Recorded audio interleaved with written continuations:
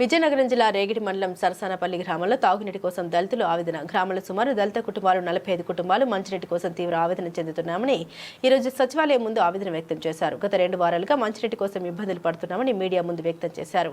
ఇకనైనా మాకు మంచినీరు సౌకర్యం కల్పిస్తారని దళిత కుటుంబాలు మీడియా ముందు ఆవేదన చెందారు.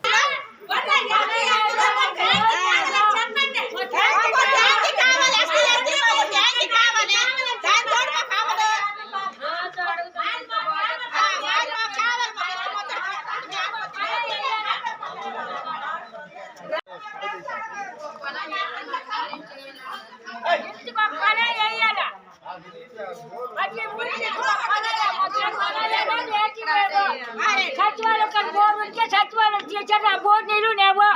ఎక్కడికి తెచ్చుకోమంటారు చెప్పండి. ఏ చేసాలు జరిగేటట్టు మాకు ఏం కావాలి భయము. ముసలు అన్నారు, మునగ అన్నారు, మైకులు అన్నారు, చేస్తారు. మమ్మల్ని బతకనేస్తారా? ఆ దేశాలు చచ్చుకోమంటారు. ఈ పిల్లలకు తెచ్చుకోండి.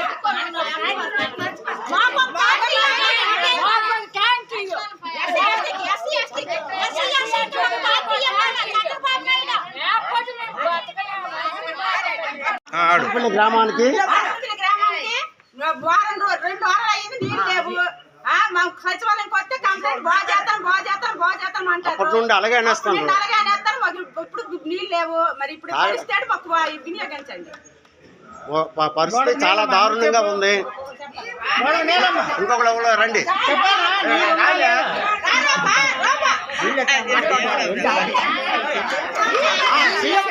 ఆధారం పెట్టవా మా ముసలిదారులు? మాకు నీళ్ళు లేవు. వారం రోజులు అయ్యింది. సారు మాకు ఏంటి నీళ్ళు పెట్టవా? ఇంకో పొల ఇరా.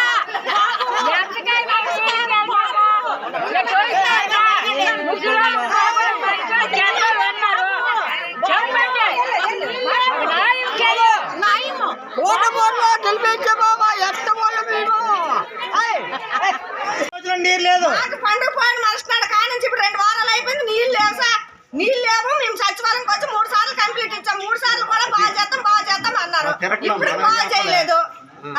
నీళ్ళు చుక్క లేక తాగడానికి నీళ్ళు లేక మేము అల్లాడిపోతాము. మేము ఎలాగ ఉండాలి? ఈ ఊర్లో ఉండాలా? మేము ఎటో వెళ్ళిపోవాలా?